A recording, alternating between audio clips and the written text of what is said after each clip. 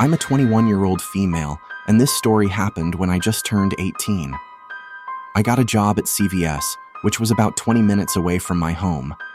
It was in the summer, right before I started college. The job was fine.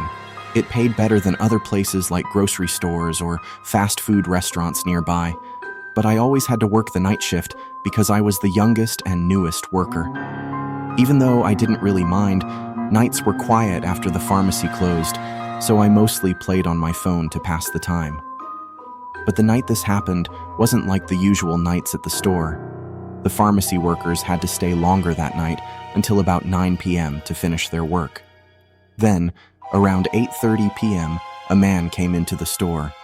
Just by looking at him, I could tell something wasn't right. He was a big guy, and he looked dirty and greasy. I greeted him like usual, but he just stared at me for a few seconds before heading towards the pharmacy. At 9 p.m., when it was time for the pharmacy workers to leave, the man wasn't around. "Did you guys ring up that guy who came in here?" I asked. "What guy?" the tech replied before leaving with her stuff. "Oh no, maybe he's still in the store somewhere," I thought to myself. I walked through the aisles looking for him, but he wasn't there. Just as I was about to turn into the hallway for the bathroom, I saw him. He was standing in the dark hallway. "What time do you close?" he mumbled at me, staring straight at me as he spoke. It took me a moment to realize he had said something, as he just stood there silently. Just as I was about to reply, I smelled something awful. It was like a mix of body odor and rot, and I had to keep myself from gagging. 9. We close at 9, I said. He said nothing and simply passed by me, and the smell went with him as he walked out of the store. I checked the bathrooms, which were thankfully clean. The man happened to be parked right next to me outside. My manager walked with me to my car, but the man was standing by his car in the dark parking lot. I got into my car, and he got into his. While driving, I thought it was just a coincidence that he was behind me. I figured he'd turn onto some other street soon, but I was wrong. Even as I got close to my neighborhood, he was still right behind me. I knew I had to do something quick, so I decided to take a longer route home instead. Once I felt safe, I raced through the streets, nearly flying a few times as I hurried home that night. I parked my car in the garage so he couldn't see it from the street. But strangely, nobody drove down my street that night, and thankfully, I never saw the man again. It happened in 2014 when I was around 12 years old. It was summer break, and it was around 11 o'clock at night when my mom came into the living room where I was relaxing and told me if I wanted to go with her to pay our water bill. I really like going out at night, especially for random drives, so I said yes to my mom's invitation. We all got into the car and started driving towards the water tower. It was really dark outside, except for the light from the moon on the road. My mom, my sister, and I were chatting and having a good time until we got to the water tower. Just to let you know, I get really scared in the dark. I'm terrified of it, especially around where I live because it gets so dark out here at night and there aren't many streetlights. Anyway, we arrived at the water tower. As soon as I opened my door and got out, I heard strange noises coming from the direction of the tower. Right away, I told my mom about what I was hearing, but she thought I was joking or just scared of the dark. My mom knows me really well. I still got out of the truck, but I did it slowly. Then I went to the door to put the envelope in. I hurried back to the truck as fast as I could. My mom was laughing at me while she drove away from the water district. We were driving onto the highway when suddenly a huge shadow flew right in front of our truck. It was gigantic, about 8 feet tall, with wings that stretched about 10 feet wide. I mean, it was really big. I saw it for just a moment, but it looked gray and had a body shaped like a person, which made it even scarier. We saw the silhouette fly back up to the tower and then come back down. The flying thing was moving slowly and near to the ground. We couldn't believe what we were seeing. It felt like everything around us paused for a moment. We couldn't believe such a creature could exist. Suddenly, my mom and I started screaming, and she pushed the gas pedal as hard as she could. Then she told me to look behind to make sure that thing wasn't following us. My sister didn't see it because she was on her phone, but she heard us screaming and started getting scared too. When we got home and parked, we all rushed inside as fast as we could. But I couldn't sleep at all that night, and I even cried a little. I learned that there's a conservation area out there, and that's probably where the creature lives. About a year later, I watched an episode of Monsters and Mysteries in America, and it talked about flying, human-like creatures. I started to cry when I saw it because the stories matched what we saw almost perfectly. I went to tell my mom about it. The sighting happened in the Ozarks in Missouri, just so you know. The Ozarks are about 4 hours away from where I live. The men on the show described exactly what we saw. The gray color of the creature, its height, wingspan, humanoid shape, and how it flew in front of their car after descending from a great height. I'm sure not many people believe us, but that's okay. Whether someone believes the story or not doesn't change the fact that this creature is real. This happened when I was in my first year of high school. It was after winter, so the air at night was cold. My friend, let's call her Veronica, messaged me asking what I was doing. To understand the story better, let me explain the layout and how far each place was. At the time, I was at my cousin's house, which was around 8 blocks from her place, and McDonald's was about half a mile from both of our homes. Across from our McDonald's, there was a Target and some other fast food places. About a mile and a half away was a Burger King. I can't quite remember whose smart idea it was to sneak out at 11 o'clock at night just to get some food, but we went ahead anyway. Sneaking out was pretty simple for me, even though I hadn't done it before. Veronica, on the other hand, was quite experienced in this. It was late, so I was wearing my pajamas, shorts, and a big football jersey. Looking back, it might not have been the best choice of outfit for sneaking out at 11 p.m., especially in a not-so-safe city. We met in the middle and walked to McDonald's, chatting about boy drama and complaining about a dumb math teacher we both had. The streets weren't empty, but there weren't many cars either. I was worried my mom might see me if she drove by at 11 p.m. We decided to go through the big parking lot at Target. Now, the McDonald's and Target were a bit uphill if you walked from west to east, but we were coming from south to north, so it wasn't an issue for us. Not that it would have mattered either way, but it's good to explain.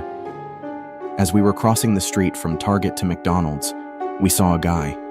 He was probably about 5 feet 5 inches, wore a blue hoodie and shorts. At the time, Veronica was around 5 feet 2 inches, and I was about 5 feet 4 inches. This all happened years ago, so some details are a bit fuzzy. I didn't pay much attention to the guy because Veronica and I were busy laughing and chatting about everything, but I did remember him in my head. We weren't exactly the smartest duo. I was talking nonstop while Veronica kept looking back over her shoulder. She always does that whenever we walk anywhere, no matter what time it is. Then, she hooked her arm around mine and whispered softly that the guy was following us. I glanced behind me, trying not to make it obvious. We had a weird sense of humor, so it wouldn't have been too surprising if she was joking, but sadly, she wasn't. She began walking faster, so I squeezed her arm tighter and told her not to rush, or the guy would figure out we noticed him. Like I said before, our city wasn't the safest, so I was raised to always pay attention to what was going on around me. I wasn't as savvy about the streets as my siblings. I was more into books than anything else, but I wasn't completely clueless either. I suggested to Veronica that we should just go into Target. While crossing the street, I looked back and saw that the guy was also crossing. Veronica was getting really scared by now, and me? What about me, you might ask? I was laughing. I found it funny because what were the chances that the first time I snuck out, I'd end up being followed from a McDonald's? But I have to admit, I ended up sneaking out again after that. I guess I just wanted to have the full high school experience. While we walked through the big Target parking lot, I FaceTimed my cousin to tell her what was going on. While I was laughing and talking, Veronica was basically freaking out. Eventually, I hung up suddenly because Veronica and I agreed to sprint through the rest of the parking lot and rush into Target. Once we got inside Target, we decided to walk around, just in case he followed us in, but thankfully, he didn't. We went back to the glass windows by the entrance and sat down to figure out what to do. Veronica said she saw the guy walking past Target in the same direction we had come from. Behind Target is a park, which I always used to get home from. This time, I decided to call my older brother for help, but he told me to call my cousin and ask her to come meet us at Target. I messaged her and told her to bring her big boyfriend who was staying over. She said she would meet us at the front. Veronica felt a lot better, but I wasn't really bothered by it. A guy walked into Target and came over to Veronica and me. I don't remember exactly, but I think he was maybe around 5 feet 7 inches. He said he was in the McDonald's drive-thru when he saw us walking away and noticed the guy following us.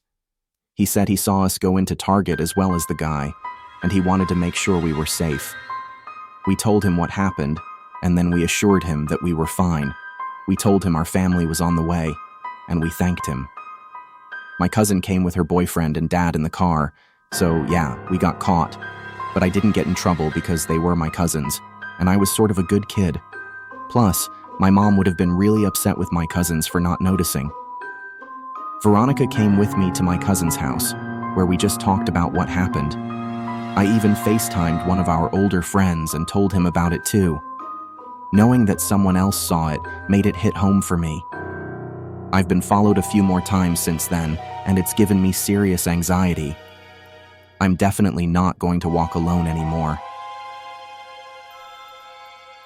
In October of 2013, I was just 21 years old, working at a warehouse from 3 p.m. until around 11 p.m. every weekday. When it was time to head home after our shifts, I noticed a pattern among my co-workers. As we all left the parking lot, the majority would turn right, heading in one direction. However, there were only a few of us, maybe 2 or 3, who consistently turned left.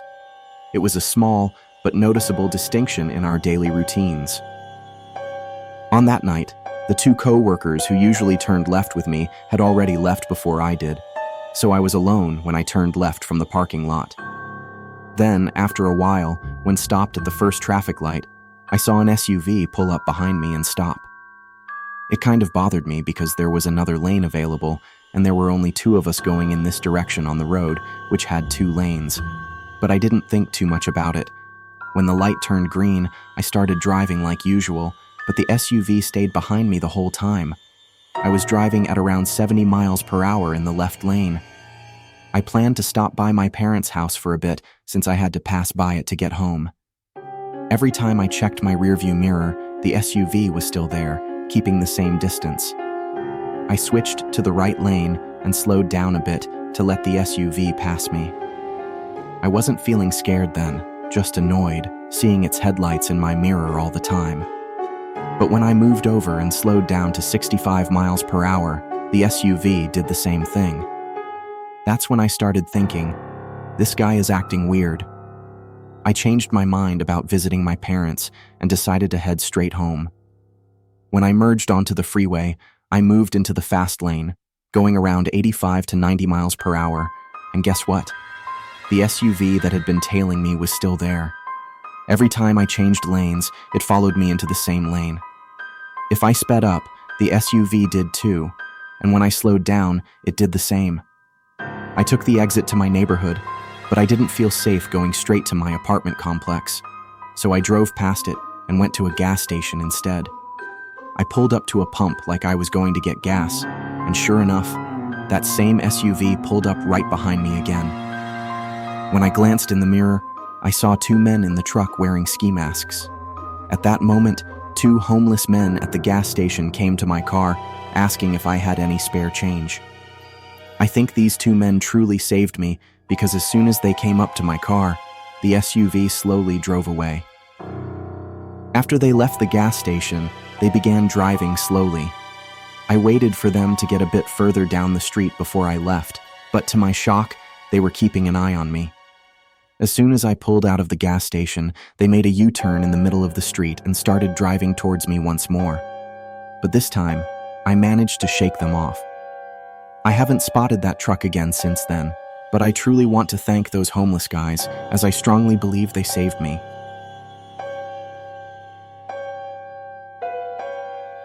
I was driving my grandma back home from Nebraska. We were going down Highway 45, heading south. Everything seemed normal. We were just driving smoothly. No turns, no other roads, just straight on Highway 45. Then, suddenly, we ended up in this tiny town. There wasn't any way to turn off, just one main road that took us to the end of the town. Then we saw this odd big building, like a church or a town hall, all gray and black. Not many cars were around, but the few we saw were really different. It seemed like it was built in the 1950s, but had some parts from the 1980s. As soon as we entered the small town, my grandma got very worried, and I could tell something wasn't right. The town just didn't seem normal. It looked like someone drew what they thought a town should look like if you asked an artist who had never seen a real American small town to draw one. Everything seemed strange and unreal. The road kept going straight without any turns, like it was going nowhere. One minute we were driving south on Highway 45, then suddenly the forest around us got so thick you couldn't see through it. After that, we found ourselves slowly driving through this tiny town along its main street. We didn't see any people that night. Looking back, that was probably a good thing. I don't think I wanted to meet the folks who lived in that town. At the end of the street, there was this huge building, and it seemed like the most important one there. It had gray walls, a black roof, and 4 towers. Seeing it, I knew something really weird was happening. Highways like 45 don't just stop like that. Actually, most highways don't just finish at a town in the middle of nowhere. There was just one road going through the middle. If you were driving by fast, everything would seem okay. But if you stopped and really looked, you'd be as scared as I was. The buildings had weird windows. They were between the floors, which didn't make any sense. The windows were in places where people couldn't even peek out. Some stores didn't have doors or signs, and there were no other roads leading in or out. It really seemed like what someone might just imagine a small town to be like. Oh, and those trees I talked about earlier. Remember the dense forest when we first got here? Well, the trees were so thick that some of them were hitting and scratching my car. It felt like no cars had ever passed through here before. My grandma, sitting next to me, was really scared. She didn't say anything, but I could tell she was just as terrified as I was. She was shaking, and then she said we had to go, that we needed to leave. I guess I'm really lucky I was there with her. If I had been alone in the car, my curiosity would have taken over. It felt like we stumbled into somewhere unknown, where people weren't supposed to go, and human eyes weren't meant to see. It felt like there was a cover hiding what was really there. Maybe they put this fake town there in case anyone came by who wasn't supposed to. So, thank you, Grandma, for probably saving my life. I would have really wanted to check out that place. I know if she wasn't with me, I would have simply parked the car and gotten out. But instead, I turned the car around in a tight space, and we went back the way we came, driving back up the street.